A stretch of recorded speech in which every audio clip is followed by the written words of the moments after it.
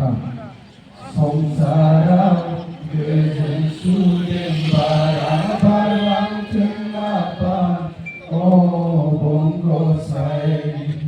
Songsara Gejen Sudem Bara Balang Lapang Oh Bongo Sai Oh Bongo Sai Online mai so hai nai Bian jeng dau ga de ha tengah Oh bongo sai Online mai so hai nai Bian jeng dau ga de ha tengah Oh bongo sai Hai yo kodam Ni cinga ni kei pedang Ngeni ne online zen Serki ne haten apa Oh bongo sai Songsara Gezen sudem para balang kenapa Oh bongo sai Songsara Gezen sudem para balang kenapa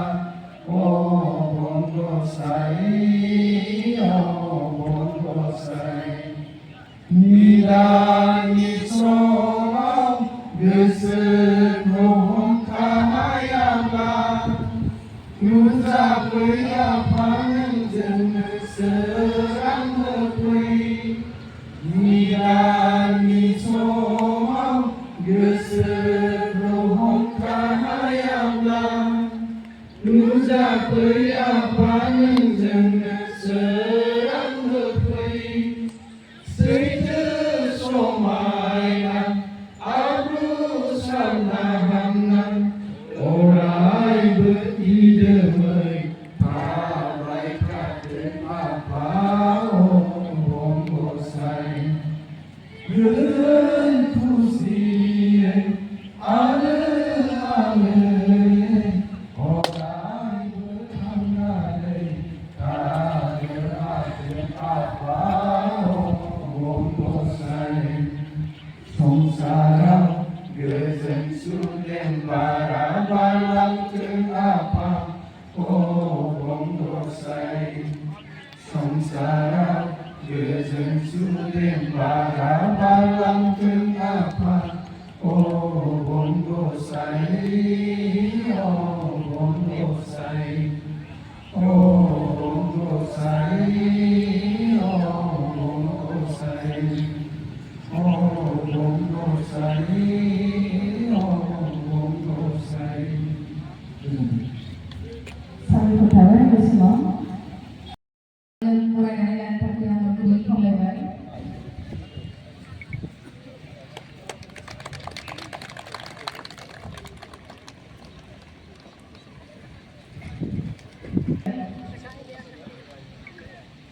Anggap saja untuk hari ini bitan keluarga pada para menteri dan pegawai.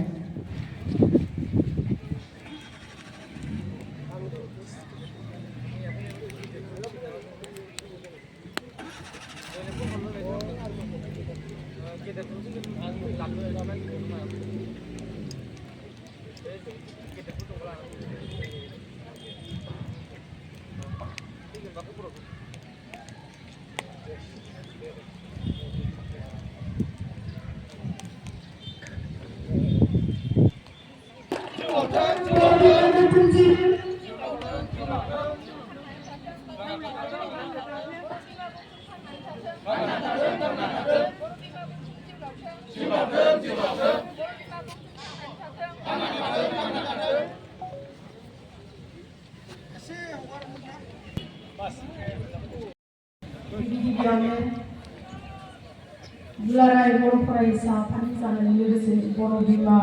गौथुमनि जानानै आंनि गोसो गोरबोनिफ्राय दिनैनि बे फुंबिलिनि जि हाबाफारि बे हाबाफारियाव सफैनो हानाय आंनि मानाव गासै रायजो राजा आइ आफा बिदा फंबाय नोंथां गासैनिसिमबो आंनि गोसो गोरबोनिफ्राय खुलुमनायखौ जासिनाय थाबाय। दिनैनि बे फुंबिलि हाबाफारिखौ सामलायनाय दुलाराय बर' फरायसा आफादनि सासे नेहाथारि नेहाथारि लोगोसे बर' बिमा गौथुमनिनो लेंथुमगिरि मिरु लेंथुमगिरि मानगोनां क्रिस्टिना बसुमतारी आरो दिनैनि बे हाबाफारियावनो बाहागो लाफैनो हानाय बर' बिमा गौथुमनिनो गाहाय लेंथुमगिरि मानगोनां मेडाम मीना बसुमतारी नोंथां आरो लोगोसे दिनैनि बे हाबाफारियावनो नुजाथिफैनो हानाय 22 नं कक्लाबारि बियाबनिनो MCLA मानगोनां सारमोनखौ नोंथां आरो लोगोसे दिनैनि बे हाबाफारियावनो बाहागो लाफैनो हानाय बर' बिमा गौथुमनिनो बाक्सा जिल्लानि डिस्ट्रिक्ट कॉर्डिनेटर मानगोनां मेडाम किरण बर' नोंथां आरो लोगोसे दिनैनि बे हाबाफारियावनो बाहागो लाफैनो हादों दुलाराय बर' फरायसा आफादनिनो सुबुं फोनांजाब नेहाथारि मानगोनां सिबिसन नार्जारि लोगोसे सासेबाव सुबुं फोनांजाब नेहाथारि दुलाराय बर' फरायसा आफादनिनो मानगोनां मुस्रि रुहि चन्द्र बर' आरो लोगोसे दुलाराय बर' फरायसा आफादनिफ्रायनो नुजाथिफैनो हानाय गोग्गो हारिमुआरि नेहाथारि मानगोनां गुदिराम बर' नोंथां आरो लोगोसे दिनैनि बे हाबाफारियावनो बाहागो लाफैनो हादों बाक्सा जिल्ला दुलाराय बर' फरायसा आफादनिनो बारग' आफादगिरि मानगोनां मुस्रि उमेश दैमारि नोंथां आरो लोगोसे दिनैनि बे हाबाफारियाव दिनैनि जि बर' बिमा गौथुम आरो मुलुगनां आइजो सान फालिनायखौ दाख्लैनिफ्रायनो जिहेतु हेफाजाब होबाय थानाय बाक्सा जिल्ला दुलाराय बर' फरायसा आफादनिनो आफादगिरि जों लोगोसे नेहाथारि आरो बिबानाव थानाय मानगोनां बिबानगिरि नोंथांमोन आरो बे ओनसोलनिनो गुबुन गुबुन दख'रानिफ्राय सफैनो हानाय इउनिट आबसुनि बा आन्चलिक आबसुनि आफादगिरि नेहाथारिजों लोगोसे बिबानाव थानाय नोंथांमोन आइजो नोंथांमोन आरो रायजो राजा नोंथांमोन दिनैनि बे फुंबिलि समावहाय दिनै बर' बिमा गौथुमनि सेथि जोनोम सान आरो मुलुगनां आइजो फालिनाय सान आरो दिनैनि फुंबिलि समावहाय आंखौ दुलाराय बर' फरायसा आबसुनि जि फिरफिला बिहोनाय बे हाबाफारिखौ आंखौ मावफुंनो थाखाय खावलायनायलाय आं जोबोद गोजोननाय मोनदों आं फिरफिलाखौ बिहोनो मोननानै आं नोंथांमोननि सिगाङाव आं बेखौनो फोरमायनो सानदों जे बे दुलाराय बर' फरायसा आफादनि फिरफिलाखौ जोंनि दुलाराय बर' फरायसा आफादनिनो मानगोनां आफादगिरि मुस्रि दिपेन बर' सार बिथाङा बिहोनांगौमोन नाथाय मोनसे एंगारहायै खामानिनि थाखाय बिथाङा बे हाबाफारिखौ नैबे समाव मावफुंनो हायाखै दा बिनिखाय बिथाङा बिथोन होनाय बायदियैनो आं दिनै बेवहाय फैनानै बे दुलाराय बर' फरायसा आफादनि फिरफिला बिहोनाय हाबाफारिखौ आङो मावफुंबाय दा जों दिनै मिथिगौ जे बर' बिमा गौथुमा बिनि जोनोमा 7 मार्च 2024 मायथाइयाव जोनोम जादों बियो बर' बिमा गौथुमखौहाय जेब्ला गलाघाट जिल्लायावहाय दुलाराय बर' फरायसा आफादनि जर'खा जथुम जादोंमोन बेवहाय बे जथुमायाव 4 फेब्रुवारियावहाय मोनसे आइजोफोरनि सावरायमेलनि गेजेरजों थांखि लानानै बर' बिमा गौथुम मुं दिन्नानै बे बर' बिमा गौथुम दानायनि थाखाय थांखि लानाय बायदियैनो 7 मार्चआव 2024 मायथाइयाव उदालगुरि जौमा फरायसालिनि अडिट'रियामावहाय मोनसे दाब दाब जिल्लानिफ्राय एबसुजों लोगोसे गोबां आइजोफोरखौ जोङो हांख्रायनानै बेवहाय मोनसे आइजोफोरनि मोनसे सावरायनाय जर'खा जथुम जादोंमोन बा डिलिगेट जादोंमोन आरो बे डिलिगेटआवनो बयनिबो सावरायलायनायनि गेजेरजों जोंनि दानि दुलाराय बर' फरायसा आफादनि मानगोनां आफादगिरि दिपेन बर' सार बिथांनि इनिसिएटिभआवनो दुलाराय बर' फरायसा आफादा बे बर' बिमा गौथुमखौ जोनोम होदों आरो दिनै बिनिनो बर' बिमा गौथुमनिनो दिनै बोसोरसे जाबाय बा दिनै सेथि जोनोम सान जों बेखौ फालिनो थाखाय जोङो आखायाव लाबाय दा बर' बिमा गौथुमनि गाहाय थांखियानो जादों जोंनि बर' हारिनि राव हारिमु थुनलाइखौ फोथांनायजों लोगोसे जोंनि आइजो माहारिया समाजारि बिथिङाव जोंनि सोलोंथाइ बिथिङाव जोंनि रांखान्थि बिथिङाव बा थुनलाइयारि बिथिङाव बा गुबुन गुबुन बिथिङाव जाहाथे आइजो माहारियाबो समानै हौवा माहारिजों जोङो जौगानो हायो आरो दुलाराय बर' फरायसा आफादनि जि थाङाव बर' माहारिखौ गेरेमसा महर दानो थाखाय बा दानो थांनायाव हौवा माहारिजों लोगोसे जों आइजो माहारियाबो जोङो समान समानै जोङो खामानि मावनांगोन, समान समानै जोङो बाहागो लानांगोन, अब्लासो बर' माहारिया मुलुगाव मोनसे गेरेमसा महर हिसाबै थांनानै थागोन होननानै जों मिजिंथिनो हायो। दा बे थांखि आरो गासै नोजोरखौ लानानै बा जोंनि समाजाव सोमजिनाय बायदिसिना जेंना जेथो, हमना ला जोंनि आइजोफोरनि माखासे जेंना, नखरारि हिंसा जेंना बा उन्दै बैसोआव हाबा जानाय बा गुबुना लांखारनानै गुबुन जायगायाव बुथारहैनाय बा फानहैनाय जायखौ विमेन ट्राफिकिं होननानै बुङो, बेफोरबायदि माखासे जेंना जेंनाफोरखौ फोसाबनो थाखाय बे बर' बिमा गौथुमा अरायसम खामानि मावलांगोन आरो समाजाव सोमजिनाय जौ जुवा बा हमना ला फेग्रा मुवा बाहायनाय बांद्राय जालांनानै गावनि जिउखौ रैखाथि गैयै खालामनाय, हमना ला जों ड्राग्स बा जौ जुवा बेखौ बन्द खालामनाय बा बायदिसिना गुबुंले समाजाव सोमजिनाय जाथायफोरखौ सुस्रांनो थाखाय बे बर' बिमा गौथुमा जेब्लायबो खामानिखौ मावलांगोन। दा बर' बिमा गौथुमा जोनोमनिफ्रायनो जोङो जेब्लासिम जोङो जोनोम मोन्दोंमोन बिनि उननिफ्रायनो जोङो गुबुन गुबुन थासारि बा गुबुन गुबुन जेंनाखौ जोङो सुस्रांनो थाखाय जोङो अरायबो जोङो खामानि मावलांदों। सेन्ट्रेलिबो जों दाखालि 11 फेब्रुवारियावहाय जों मोनसे गासै जिल्लायावनो गासै जोंहा दासिम 29 जिल्ला दाबाय बर' बिमा गौथुमखौ, बे 29 जिल्लायाव जोङो मोनसे रेलि आइजोफोरनि समाजारि सांग्रांथिनि सायाव मोनसे रेलिनि जोङो हाबाफारि लादों। दा आं बेजों लोगोसे आङो नोंथांमोननो फोरमायनो सानदों जे दिनै बर' बिमा गौथुमनि सेथि जोनोम सानाव गोबाङानो साननो हागौ जे मुलुगनां आइजो सानखौ मानो फालिदों होननानै, खारन जों मिथिगौ जे मुलुगनां आइजो साना जोंहा 8 मार्च थामहिनबा गाबोन। दा आं नोंथांमोननि गेजेराव आङो बेखौनो फोरमायगोन जे जोंहा दुलाराय बर' फरायसा आफादनि जि एनुवेल कनफारेन्स बा टार्मिनेटिं कनफारेन्सआ जा फैगौ 13 मार्चनिफ्राय जोंहा 16 मार्च 13 मार्चनिफ्राय 16 मार्चसिम जोंहा जागोन। दा बिनिखायनो जोंनि मिरुनि साफ्रोम दैदेनगिरिफोरा गुबुन गुबुन खामानियाव गोबां मुखुब जानानै दङ। बिनि थाखाय जोङो सानै बेबायदि जोङो समखौ होनो थाखाय जों एसे गोब्राब जानानै फैदों। बिनिखायनो जोङो जिहेतु गोदोनिफ्रायनो बा सिगांनिफ्रायनो दुलाराय बर' फरायसा आफादा मुलुगनां आइजो सानखौ फालिबोबाय थानाय हिसाबै जोङो सनमान होनानै गाबोननि दिनखौ जोङो 8 मार्चआव लायालासिनो जोङो एडभान्सै जोङो बे मुलुगनां सानखौ जोङो दिनै फालिनाय जाबाय। दा जोबनायाव आङो खावलायनो सानदों जे दिनैनि बे हाबाफारियाव नुजाथिफैनाय गासै आलासि आरो रायजो राजा नोंथांमोना जोबजासिम दिनैनि बे हाबाफारिखौ मोजाङै मोजां जाफुंसारनायाव मदद खालामगोन होननानै मिजिंथिबाय आरो लोगोसे जोबनायाव आंनि दिनैनि बे फिरफिला बिहोनायजों लोगोसे जि सुंद' बिबुंथि आंनि बे बिबुंथिखौ बे समाव दोनथ'बाय। गोजोन्थों। मानव गिदिर बिबारि बर' बिथांनिसिम आङो साबायखर बावबाय। बिथाङा गावनि बिबुंथिखौ लाखिलांबाय। लीला बसुमतारी गाहाय नेमखुंगिरि बर' बिमा गौथुमनि मानव गिदिर बिथाङा बिबारखौ बावजेनग्रोगोन आरो बिथांजों लोगोसेनो जोंनि सारियाव थानाय गासैबो दैदेनगिरि बिथांमोना फारियै बिबारखौ बावनो थाखाय आङो बे समाव खावलायगोन आरो बिबार बावनायनि सिगां आङो जोंनि गेजेराव हांख्रायनानै लाबोजानाय मानव गेदेर MCLA सार मन्टु बर' बिथांखौ आं गावनि गोथार सिनायथिखौ लानो आं बे समाव खावलायबाय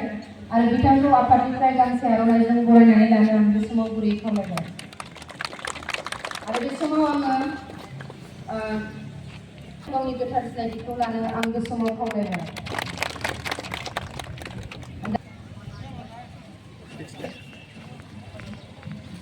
आरो बे समाव बिबार बावजेननाय हाबाफारिखौ हेफाजाब होनो आङो दुलाराय बर' फरायसा आफादनिनो हारिमुनि लोगो बिथां आरो किरन बर' बिथांखौबो आङो बे समाव हेफाजाब खालामनो थाखाय गुरै खावलायबाय।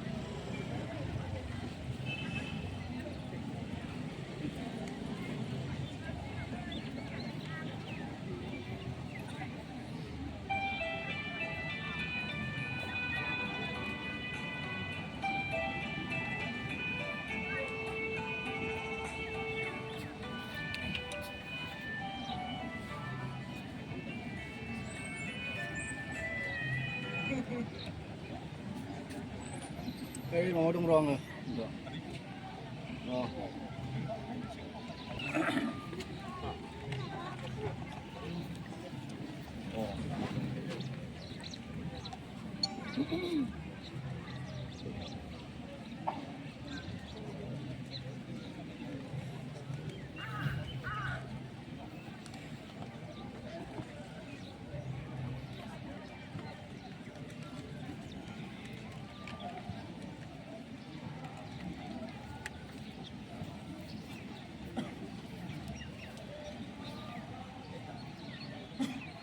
बे समाव जोङो बिबार बावनाय हाबाफारिखौ मावफुंनानै होबाय आरो बे समाव जोङो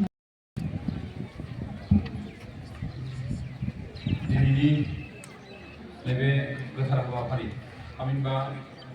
दुलाराय बर' फरायसा आफादजों दानानै होजानाय बर' बिमा गौथुमनि सेथि जोनोम सान फालिनाय हाबाफारि आरो लोगोसे गाबोन जानो गोनां मुलुगनां आइजो सानजों लोब्बा लाखिनानै बर' बिमा गौथुमनि नैबे हाबाफारिखौ दैदेनलांनाय बिथां आरो लोगोसे बे गौथुमावनो मासिगिरि महरै हांख्रायनानै लाबोजानाय जोंनि बर' बिमा गौथुमनि गाहाय लेंथुमगिरि मानगोनां लीला बसुमतारी बिथां आरो दुलाराय बर' फरायसा आफादनि थुनलाइयारि नेहाथारि आरो हारिमु नेहाथारि बिथांमोनजों जयैनो बाहागो लाबावनो हानाय आरो एसे सिगाङावसो दहाय दुलाराय बर' फरायसा आफादनि फिरफिलाखौ बिरहोनाय मानगोनां बिबारि बिथांजों लोगोसे फैफानांनाय दुलाराय बर' फरायसा आफादनि मावथि नोंथांमोन बाक्सा जिल्ला दुलाराय बर' फरायसा आफादनि आफादगिरि नेहाथारिखौ लाफानानै बोसोनगिरिजों लोगोसे बिथांमोननि मावथि नोंथांमोन आरो नैबेयाव बानजायगिरि महरै राबां दखा दुलाराय बर' फरायसा आफादजों खाथि थानाय गुबुन गुबुन दखा आफादनि मानगोनां आफादगिरि नेहाथारि नोंथांमोन बेयाव बाहागो लाफैनाय गुबुन गुबुन फरायसालिनि फरायसाफोरजों लोगोसे आंनि सिबिजाथाव फरायसुला फरायसुलि आरो आइजो नोंथांमोन आरो बाहागो लाबावनो हादों जोंनि कक्लाबारि ब्लक इउपिपिएलनि मानगोनां आफादगिरिजों लोगोसे पिसिसिनि मानगोनां सिआरपि नोंथांमोन बयनिसिमबो फिन खेबसेबाव दिनैनि बर' बिमा गौथुमनि जोनोम साननि जानानै बयनिसिमबो मोजां हामलायनायखौ बावहरनाय जाबाय जों बयबो मिथिगौ जे दुलाराय बर' फरायसा आफादा जोनोम जाजेननायनि उननिफ्रायनो बर' हारिनि मोनफ्रोमबो बिथिं फारसे खामानि मावबोदों बे खामानि मावनाया जोंनि सोलोंथाइ हारिमु थुनलाइ बेनि अनगायैबो समाजखौ फोजाखांबोनो थाखाय समाजखौ जांख्रिखांनायाव मैखोमै बाहागो लाबोनो थाखाय आइजो माहारिखौबो अराय समबो दुलाराय बर' फरायसा आफादा लाबोनानै खामानि मावबोदों आरो बिनि बिदिन्थि हिसाबै जों हेलेना आरो गायदेनि बाथ्राखौ जों रायखांनो हायो जाय जोंनि बर' हारिनि गेजेराव गिबियै मुंख्लं जाजेनदों हेलेना आरो गायदे बिथांमोना आरो बेनि असिलाजोंनो दिनै दुलाराय बर' फरायसा आफादनि आफादगिरि जाबोनानै मानगोनां बड'फा उपेन्द्रनाथ ब्रह्मआ दुलाराय बर' फरायसा आफादखौ सिबिनायजों लोगोसे गासै माहारिखौ गासै बर' हारिखौ सिबिनायनि जिखिनि जोंनि जिखिनि थामोनथा आरो मोनथायनि सोमोन्दै जिखिनि जांख्रिखांनाय बे जांख्रिखांनायखौ दिनै थारैनो बाख्नायनांगोन आरो बिनि जांख्रिखांनायनि जिखिनि मोन्दांथि आरो थार फिथाइ बे फिथाइखौ जों बिथांनि रुंसारि जाखांनायनि उननिफ्राय लासै लासै जों मोनबोनायखौ जों बयबो मिथिगौ आरो जोंनि मेगन सिगाङाव जों नुनो मोनदों थारैनो दिनै आं नोंथांमोननि खावलायनायनि हेफाजाबजों दुलाराय बर' फरायसा आफादनि मोनसे समनि आफादगिरि जायखौ जों बड'फा होननानै गासै बर' माहारिया मिथिनानै मोनो बिथांनि जिउमाया जाहाथे सोरगोआव थायो बिनि मुङै आं नोंथांमोननि खावलायनाय लेखायै बिथांनि मुसुखायाव बिबार बावनो मोननाया आंनि थाखाय बेसेबांबा गेदेर बाथ्रा जाय सुबुंखौ जों बर' माहारिया सासे बिफा महरै जों गनायनानै लायो जाय सुबुंनि जिखिनि आदर्श जिखिनि सान्थौ जिखिनि दुलाराय आफादाव हारिखौ सिबिनायनि जिखिनि अबदान बे अबदानखौ